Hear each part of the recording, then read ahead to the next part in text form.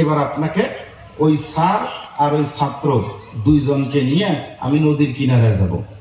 বলবেন হুজুর কেন? কথাটা প্রমাণ করার জন্য। অথবা পুকুরের পাড়ে নিয়ে যাব। আপনি বলেছেন জীবন, আমি বলছি মরণ। এইটা প্রমাণ করার জন্য আপনার বাড়িতে পানি খেয়ে আসছেন, ভাত খেয়ে আসছেন, মাহফিল পর্যন্ত আসছেন, মোটামুটি 1 ঘন্টা, 1.5 ঘন্টা, 2 ঘন্টা হয়েই গেছে। কি কর কজন মারা গেছেন? 2 ঘন্টা আগে পানি খেয়েছেন, এখন পর্যন্ত আর খান নাই, তাতে কয়জন মারা গেছেন? একজন মারা যাবেন। সারা রাত যদি না খান, কথা বলেন, মারা যাবেন? স্বাভাবিক নিয়মে কালকে দিনের 10টা পর্যন্ত যদি পানি পান না করেন, তাতেও মারা যাবেন। খাইছেন কয়বার? একবার।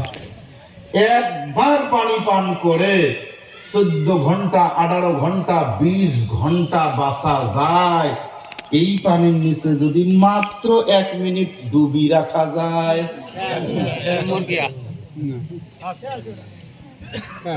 কি হলো? 18 ঘন্টা পানি ছাড়া বাঁচা যায়। 18 মিনিট যদি চুপবি হওয়া যায়, থাকবে? তাহলে যেই পানি 18 ঘন্টা ছাড়া মানুষ বাঁচে, বাতাস কয় মিনিট ছাড়া বাঁচে? 1 সেকেন্ড। এই অক্সিজেন ছাড়া কয় মিনিট? 1 সেকেন্ড। কথা বলেন, কয় সর্বোচ্চ? না 1 মিনিট ধরেন। তাহলে 1 মিনিট, এরপরে কি? লাশ। আর পানি 18 ঘন্টা। 18 ঘন্টা না হলেও মরে না, 1 মিনিট না হলে কি কথা কয় না? বাতাস ছাড়া 1 মিনিট বাঁচবেন?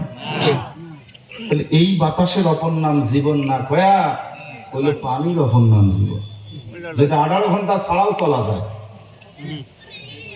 হ্যাঁ, আপনি যদি বলে থাকেন দৈহিক চাহিদা পূরণের জন্য, তাহলে থিওরি নাম্বার 1 বাতাসের অপর নাম জীবন, এরপরে নাম্বার 2 পানির অপর নাম জীবন। আমি তখন মানতে পারি, আগে আপনি পানি বলবেন এটা আমি মানতে পারি না। ঠিক না? ঠিক।